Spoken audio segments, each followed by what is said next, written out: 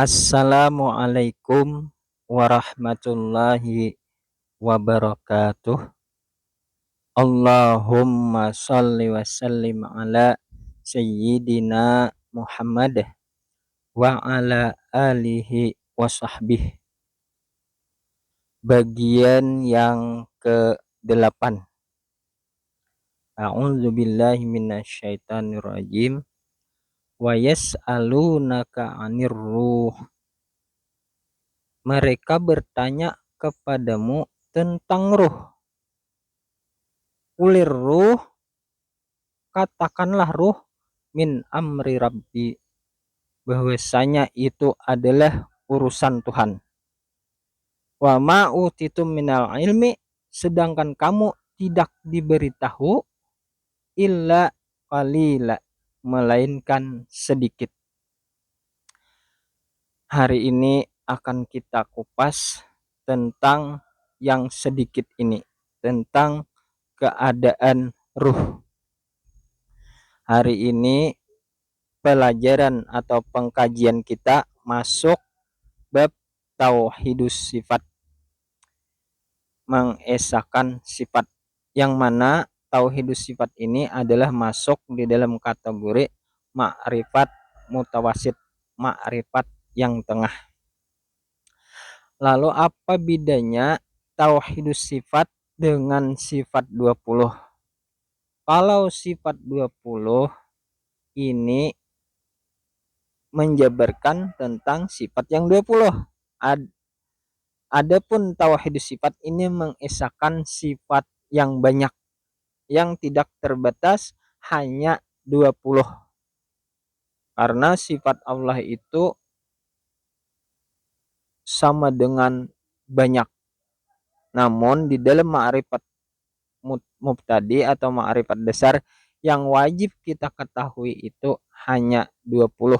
Padahal sifat Allah itu tidak terhingga, luar biasa banyaknya, sebanyak sifat yang ada.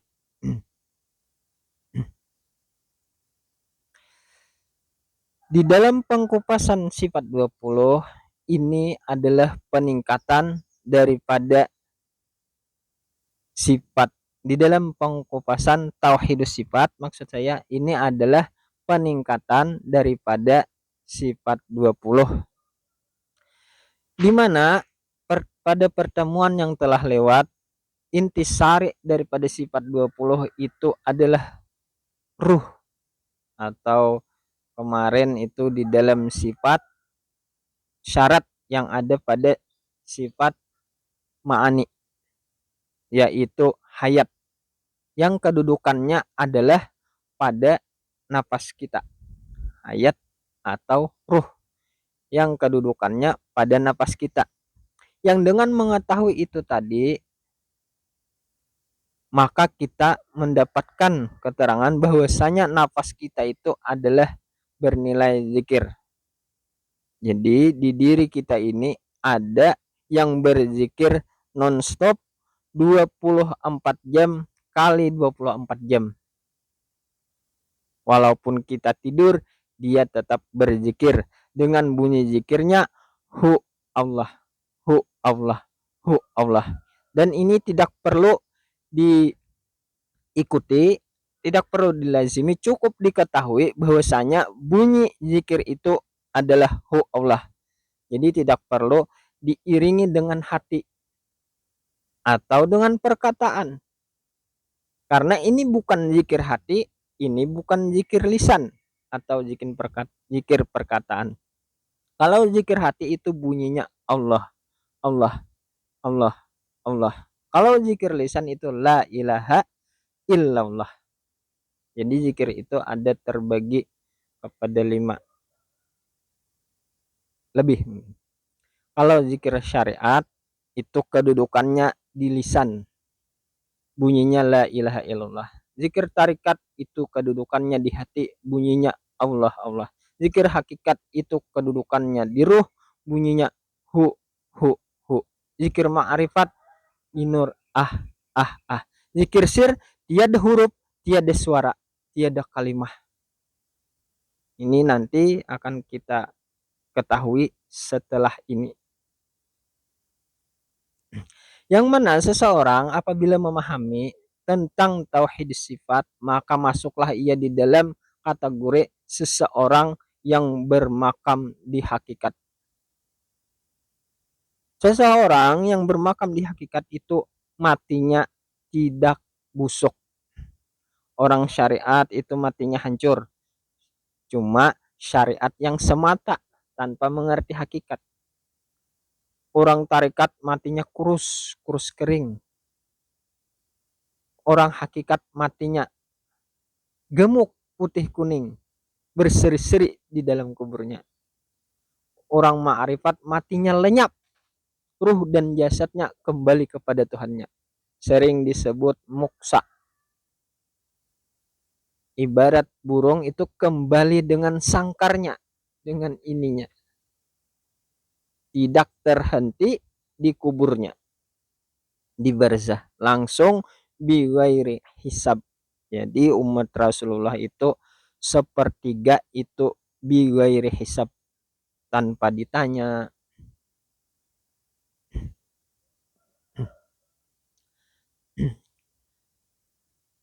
Jadi nafas ini adalah zikir yang dawam, yang tiada berkeputusan. Makanya disinilah kedudukan yang senantiasa ingat. Kita untuk senantiasa ingat itu tidak bisa hanya mengandalkan lisan, hati ataupun pikiran. Tetapi yang lebih berkesinambungan itu adalah dengan nafas kita.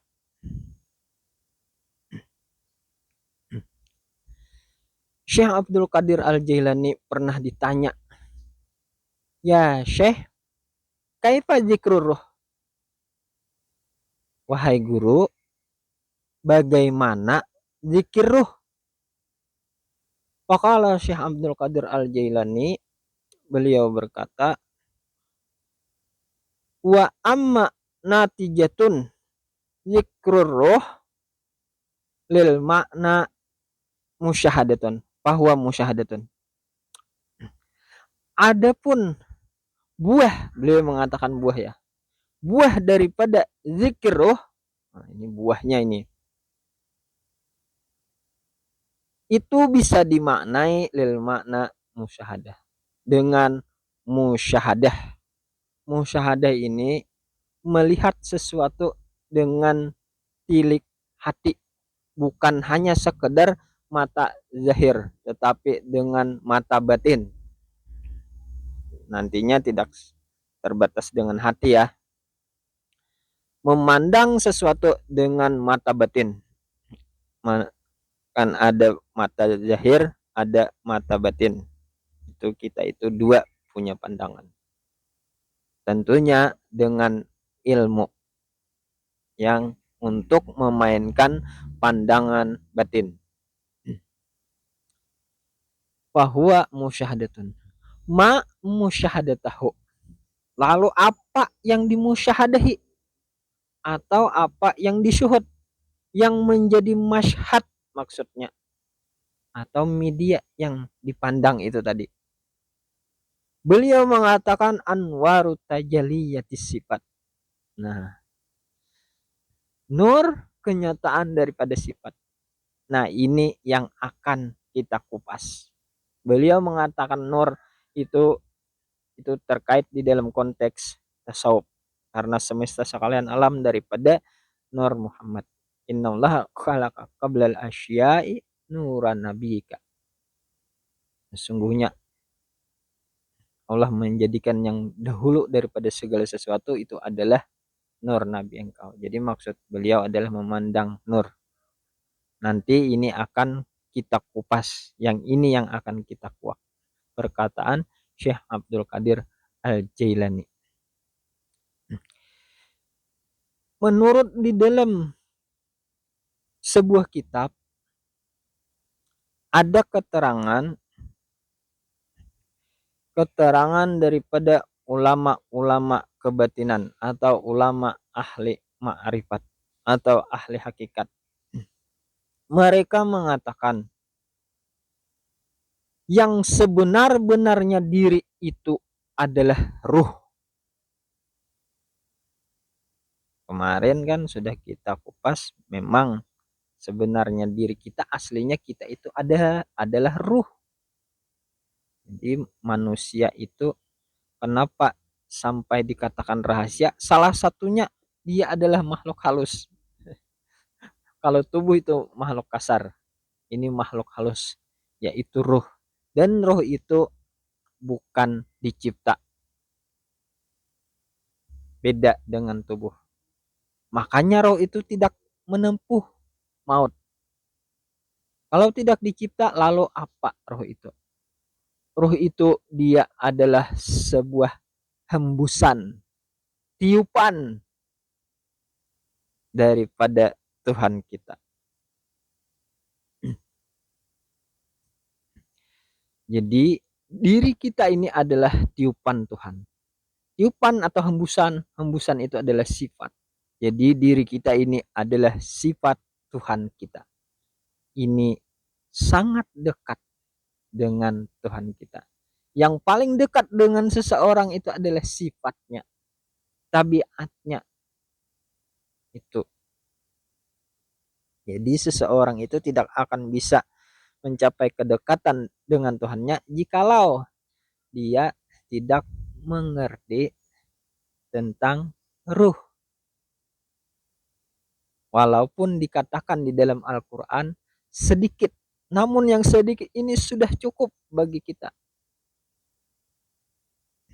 Makanya jarang terkuak karena memang Al-Quran sendiri mengatakan bahwasanya sedikit yang diberitahu. Wa ma utitu minal ilmi illa qalila. Itu. Dan sedangkan kamu tidak diberitahu melainkan sedikit. Alhamdulillah ada pemberitahuan walaupun sedikit. Maksudnya di sini sedikit di sini adalah orang-orang pilihan, orang-orang yang dipilihnya untuk mengenal kepadanya. Orang-orang yang pada hakikatnya Allah sendiri yang bertajalli memperkenalkan dirinya kepada sifatnya.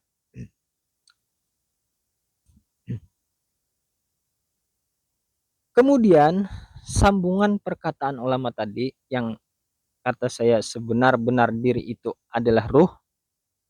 Tatkala ia, ruh itu tadi, tatkala ia percaya akan sesuatu, maka iman namanya. Jadi roh ini bisa menjadi iman. Yang dikatakan orang iman itu sebenarnya ruh. Makanya iman itu sebenarnya pada hakikatnya ya Allah. Tetapi kalau pengambilannya iman itu percaya kepada Allah. Tetapi pada hakikatnya iman itu ya Allah. Hendaklah kita hidup beriman. Maksudnya hidup beserta dengan Allah.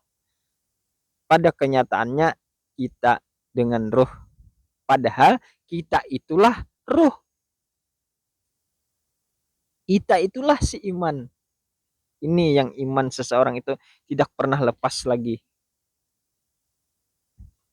Tapi ini saya langsung ya, padahal sebelumnya itu ada begini kalimatnya. Yang sebenar-benarnya diri itu ruh. Tatkala ia mesra pada sekalian batang tubuh gitu. Maka nyawa namanya. Yang dari itu ia menjadi penglihatan pada mata. Mesra pada mata, maksud mesra di sini meliputi pada mata, maka yang dengan itu mata melihat. Apabila ia mesra pada telinga, yang dengan itu telinga mendengar. Apabila ia meliputi pada mulut, maka mulut bisa berkata-kata, makan, mengunyah, dan lain sebagainya. tatkala ia meliputi pada seluruh anggota tubuh, maka seluruh anggota tubuh bisa bergerak. Jadi pada hakikatnya yang bergerak itu bukan tubuh tetapi ruh. Yang melihat itu bukan basa, bukan mata, tetapi ruh. Ya, yang bernama basar, melihat. Jadi yang berbicara, yang mendengar itu adalah ruh. Jadi kita melihat ini, memandang ini. Oh, ini ruh. Sedangkan ruh itu sifat Allah. Kemudian lalu yang ada itu hanya sifat Allah yang ada. Yang berlaku pada diri kita. Kemudian roh itu tatkala ia keluar masuk, maka napas namanya. Nah, ini tatkala keluar masuk, napas namanya. Napas dengan nyawa itu dua nama namun satu wujud atau satu juga keadaannya, yaitu itu adalah keadaan diri roh. Yaitu itu juga orangnya. Tatkala ia percaya akan sesuatu, iman namanya. Tatkala ia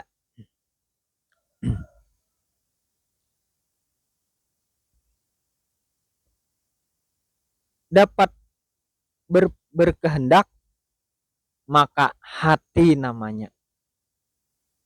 Itu juga kan seseorang manusia itu yang membuat dia itu berperbuatan atau gerak dan diam itu awalnya hati. Dia ingin, itu hati berkehendak. Padahal hati pun tidak dapat berkehendak. Tajibul badan saral kalbi. Nyatalah perbuatan badan atau jasad kita ini perbuatan hati.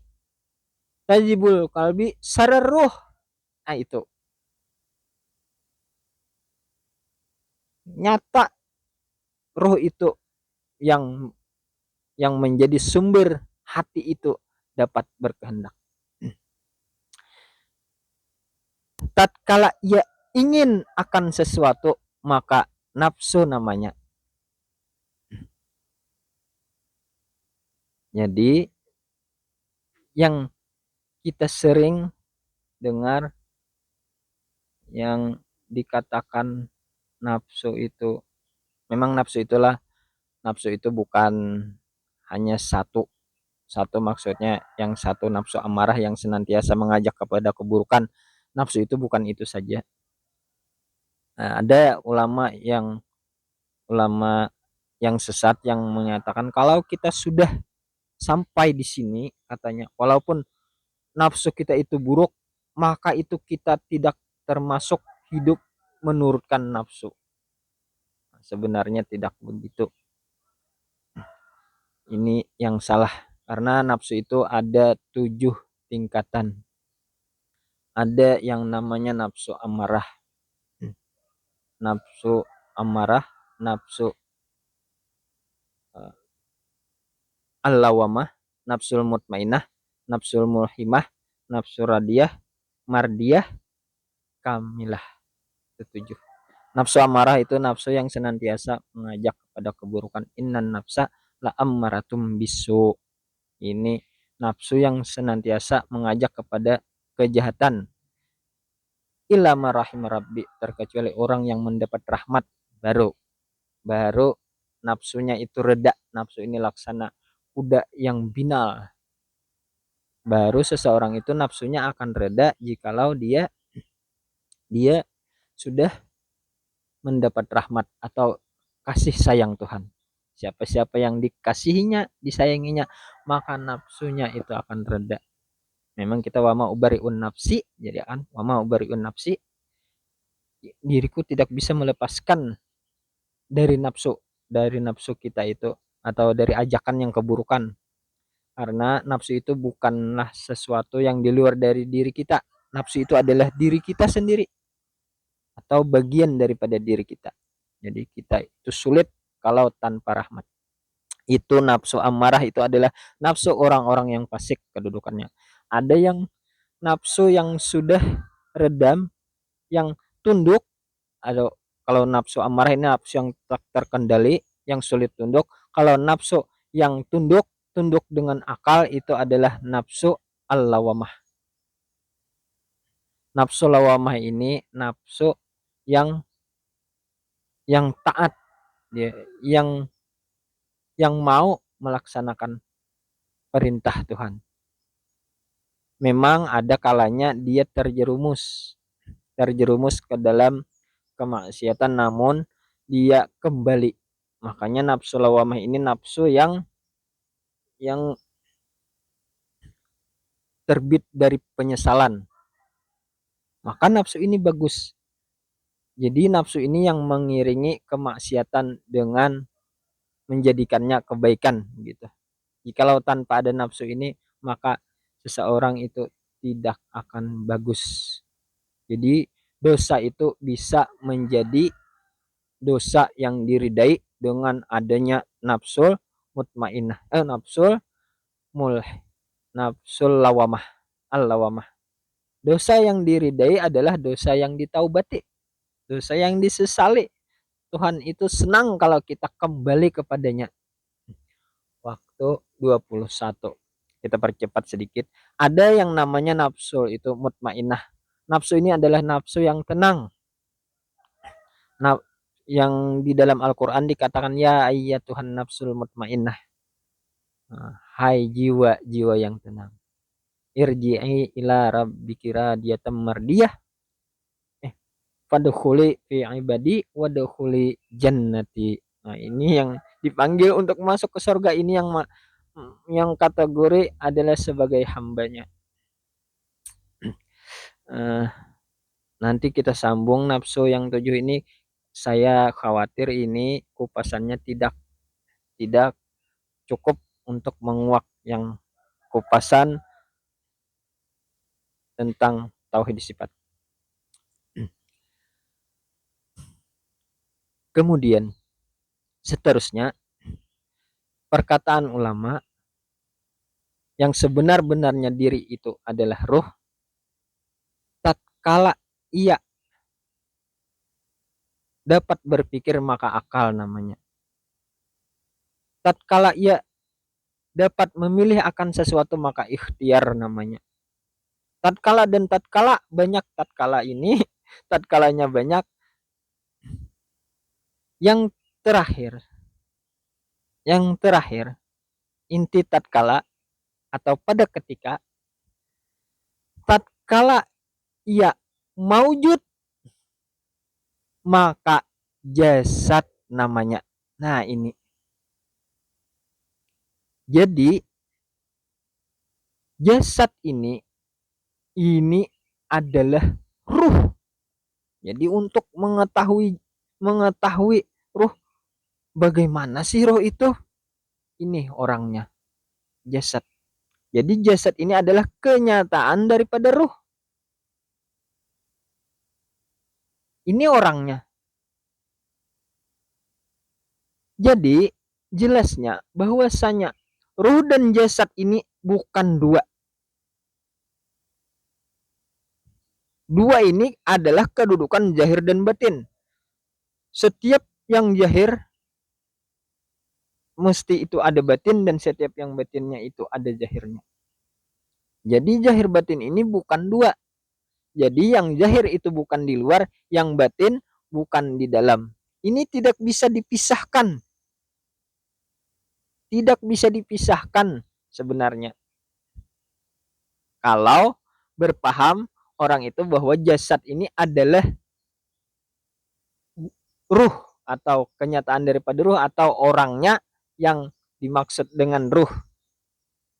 Di sini yang seseorang itu nantinya tidak dicabut. Jikalau dicabut nyawa seseorang itu ya sakit. Kenapa dicabut? Karena mereka berpaham dua. Tetapi kalau kita tidak berpaham dua, maka tidak dicabut. Di sini yang tidak busuk. Walaupun dia tidak keluar masuk, tetapi dia masih mesra. Walaupun tidak bernapas, tetapi masih ada karena bukan bagian yang lain. Di sini yang biasanya orang itu lemah, lemah, tidak keras matinya karena dia mengetahui rahasia ini. Yang zahir bukan di luar, yang batin bukan di dalam. Keadaannya satu, wahdah.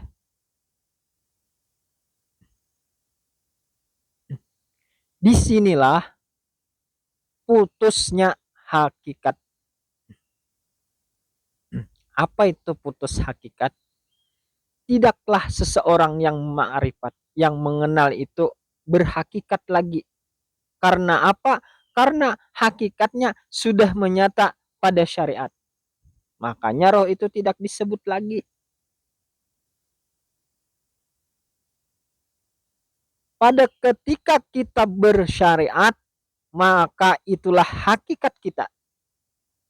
Atau di dalam tasawuf, pada ketika kita bersyariat dengan syariat yang dibawa Rasulullah, maka itu adalah hakikat kita. Jadi tidak dikenang lagi itu hakikat karena sudah nyata pada syariat, atau syariat itu adalah batang tubuh kita. Kedudukan syariat itu adalah batang tubuh. Di sini yang membuat tubuh itu tidak busuk dikubur. Karena roh itu tidak tidak menempuh maut. Dia senantiasa akan ada. Karena roh itu masuk di dalam kategori kadim idapi.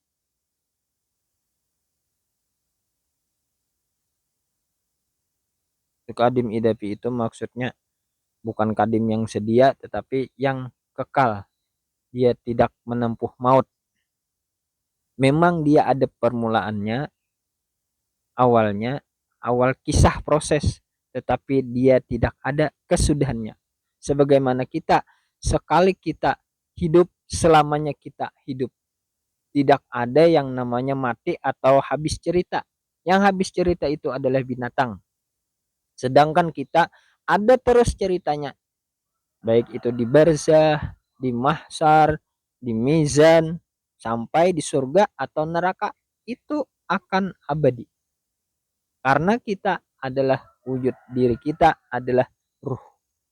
Tetapi kalau ruh ini sifatnya, maka di sini yang tidak akan disiksanya, dia tidak akan menyiksa dirinya.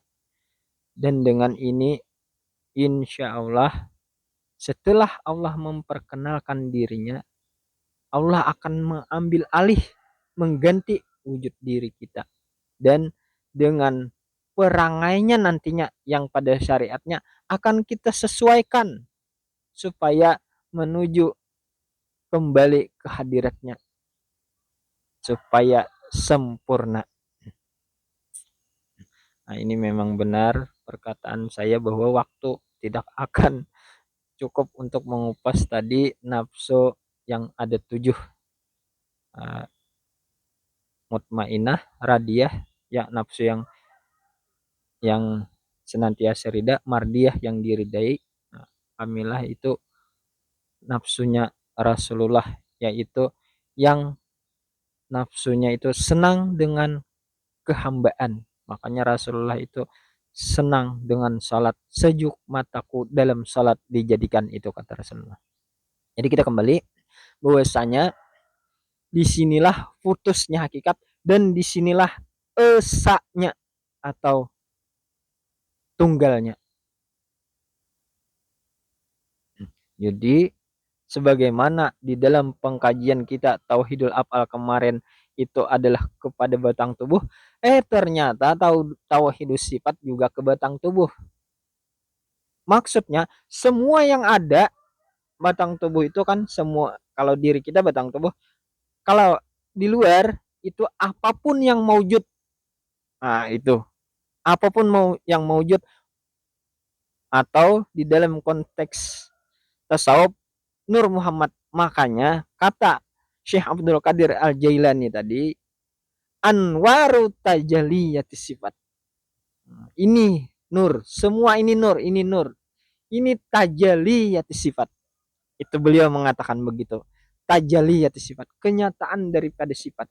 Sedangkan sifat ini adalah bagian atau keadaan daripada zat juga. Walaupun sifat itu tidak bisa dikatakan zat, tetapi sifat itu tiada lain daripada zat.